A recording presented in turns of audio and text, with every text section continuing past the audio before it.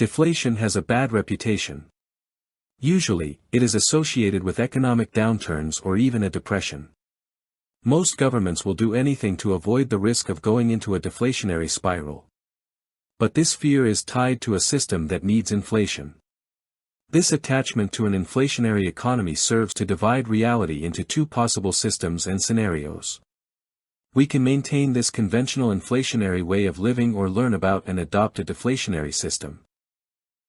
Interestingly, all progress is inherently deflationary, and it requires a lot of corruption to hide these deflationary influences that come with progress.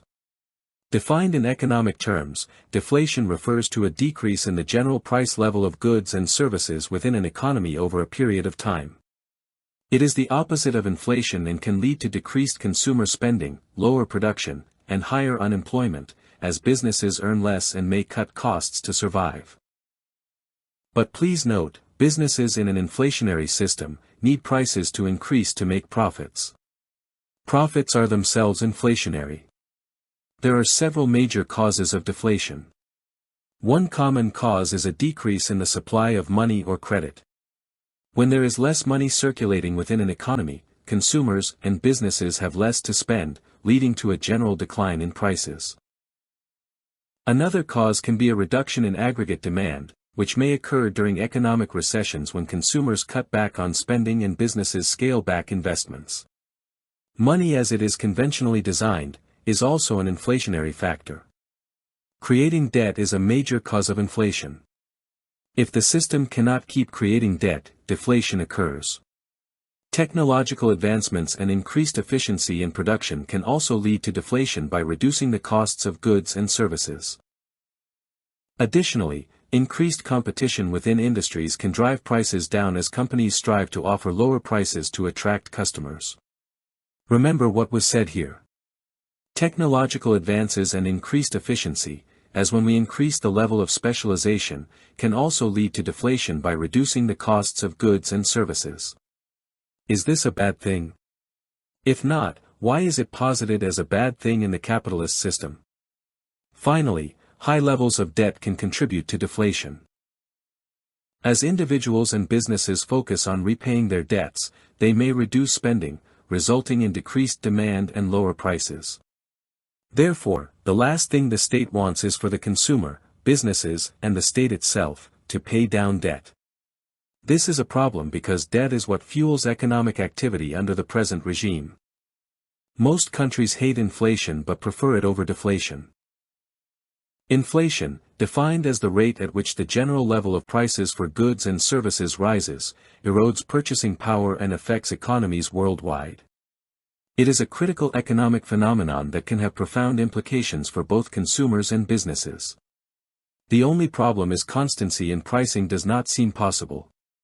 We can have either inflation or deflation, not both. Demand pull inflation occurs when aggregate demand in an economy outpaces aggregate supply. This can happen during periods of robust economic growth when consumers and businesses are confident and spend more freely. The increased demand for goods and services leads to higher prices as businesses struggle to meet this demand. But why are people given money they have not earned through the production of goods and services? There is no fixed relationship between the money supply and the economy. Even when goods and services are being produced rapidly, the money supply can increase much faster. Cost-push inflation arises from increases in the cost of production. When the prices of raw materials, labor, or other inputs rise, businesses pass these costs on to consumers in the form of higher prices. Factors contributing to cost-push inflation include increased labor costs. Wage hikes or labor shortages can drive up production costs. Rising commodity prices. Fluctuations in the prices of essential commodities, such as oil, can lead to higher production costs. Supply chain disruptions. Events such as natural disasters or geopolitical tensions can disrupt supply chains, leading to increased costs. Built-in inflation, also known as wage price inflation, is a self-reinforcing cycle where businesses raise prices to keep up with higher wage demands from workers. As employees seek compensation to match the rising cost of living, businesses increase prices to cover these higher wages, perpetuating a cycle of inflation. Monetary inflation is driven by an excessive increase in the money supply. When central banks print more money or reduce interest rates, it can lead to more money circulating within the economy. This surplus of currency can diminish its value, causing prices to rise. Factors influencing monetary inflation include expansionary fiscal policies, government spending and tax policies aimed at stimulating the economy. Accommodative monetary policies, central bank actions such as lowering interest rates or quantitative easing. One of the most immediate effects of inflation is the erosion of purchasing power. As prices rise, the value of money decreases, meaning consumers can buy less with the same amount of money. This can lead to a decrease in the standard of living, particularly for those on fixed incomes. This is what happens when we do not have the forces of deflation countering somewhat the forces of inflation. Inflation creates uncertainty for businesses, making it difficult to plan for the future. The unpredictability of costs and pricing can impede investment decisions and long-term strategic planning. Companies may hesitate to expand or invest in new projects due to uncertain financial forecasts.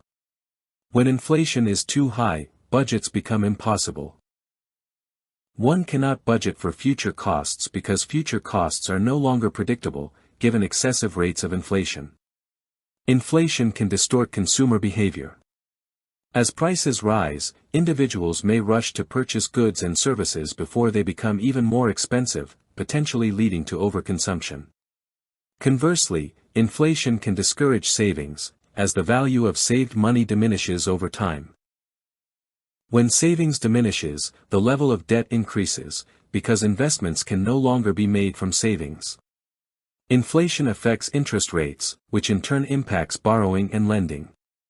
For example, lenders may demand higher interest rates to compensate for the decreased value of future repayments. This can make borrowing more expensive and reduce the availability of credit. Inflation can exacerbate income inequality. Those with assets that appreciate in value, such as real estate or stocks, may benefit, while those with fixed incomes or cash savings may struggle. This disparity can lead to social and economic tensions. In extreme cases, inflation can spiral into hyperinflation, where prices increase rapidly and uncontrollably. This can lead to severe economic instability, as seen in historical examples such as Zimbabwe in the 2000s or Germany in the 1920s. Hyperinflation erodes confidence in the currency and can result in the collapse of the economy. We live in a world where the economy is dependent on governments and people having to borrow money, which means it must be paid back, but the repayable amount is significantly higher than the borrowed amount. The money supply must be increased to compensate for the interest payable on the loan. We cannot borrow money in a deflationary system. It is not possible to earn a profit in a deflationary system.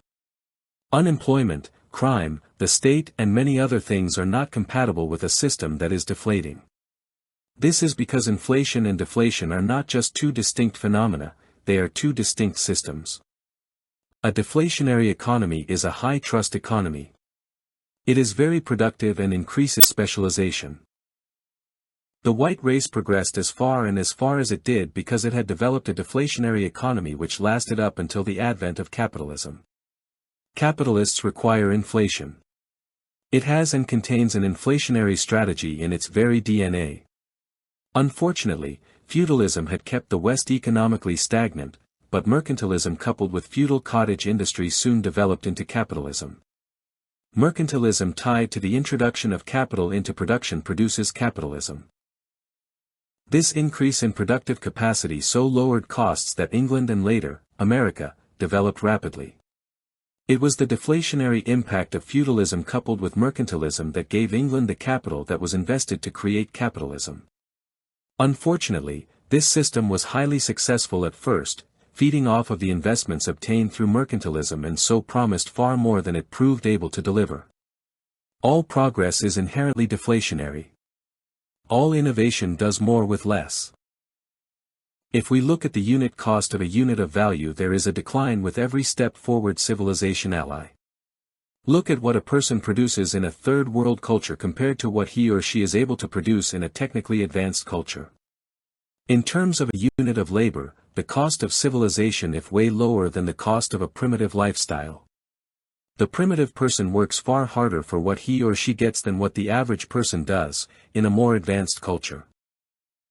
But our system has made inflation a required part of our lifestyle. Everything must keep costing more even though it takes less and less labor to produce it. If thousands of pins can be made in the time it took the artisan to make a few, ought the pins to cost more, or ought they to cost less?